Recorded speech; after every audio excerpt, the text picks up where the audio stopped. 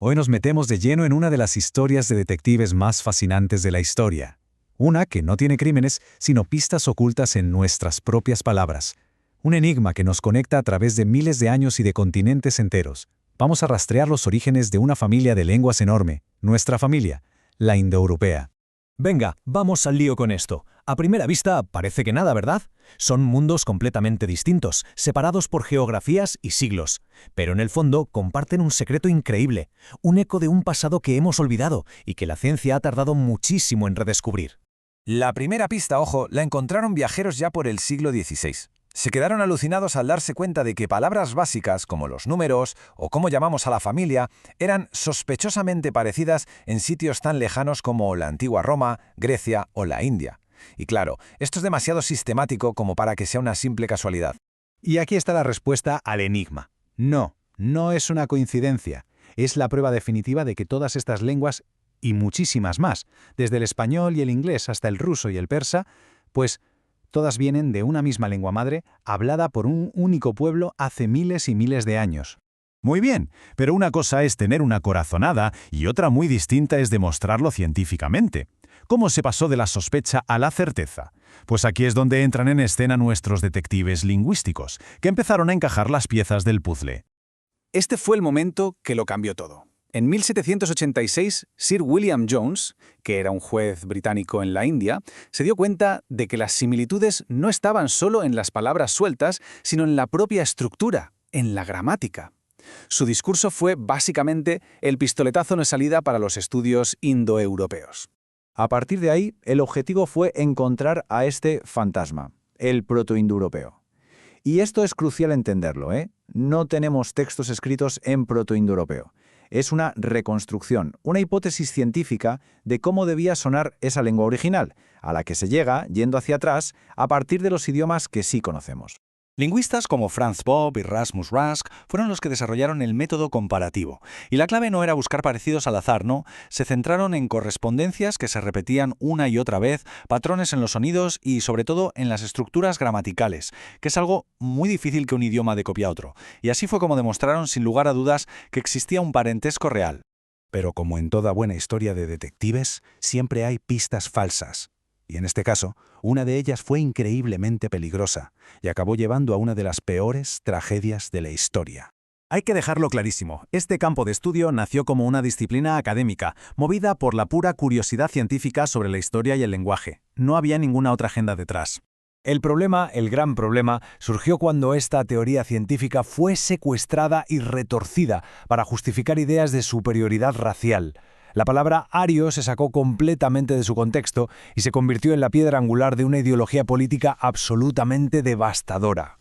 A ver, vamos a desmontar este mito. La supuesta conexión se basaba en un parecido superficial entre la palabra en sánscrito aria y el nombre antiguo de Irlanda, Eriu.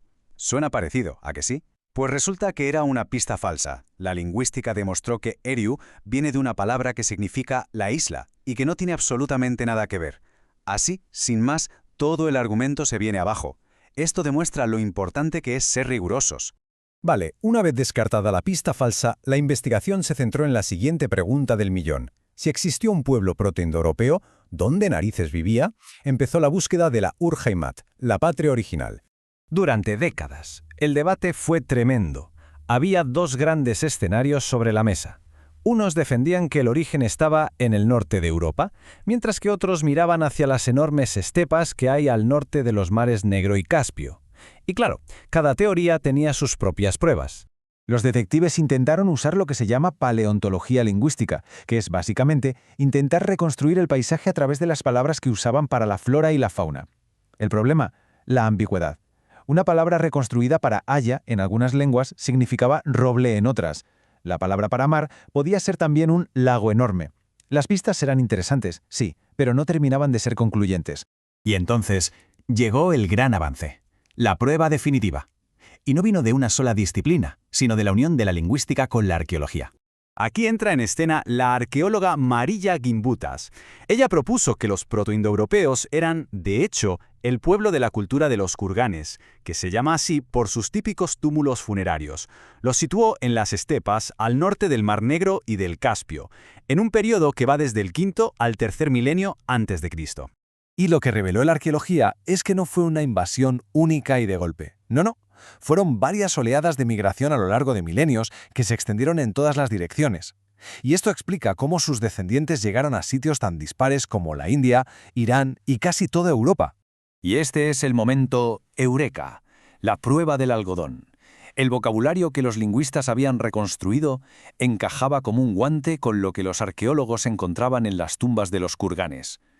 Los protoindoeuropeos tenían palabras para la vaca, la oveja, el caballo, y los arqueólogos encontraban los huesos de esos mismos animales domesticados en las excavaciones.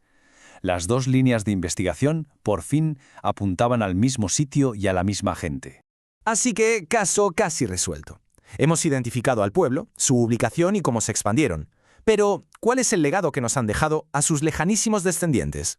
Es muy importante entender que la indoeuropeización no fue una conquista simple como las películas. Fue un proceso larguísimo, supercomplejo, de hibridación, de mezcla de pueblos, de lenguas y de culturas durante miles de años. El legado de este pueblo es una historia de dualidades, de contrastes brutales. Por un lado, tenemos el desarrollo de la ciencia moderna, la tecnología y una expansión global que no tiene precedentes. Pero por otro, también ha sido la causa de incontables guerras y de la crisis ecológica que tenemos hoy.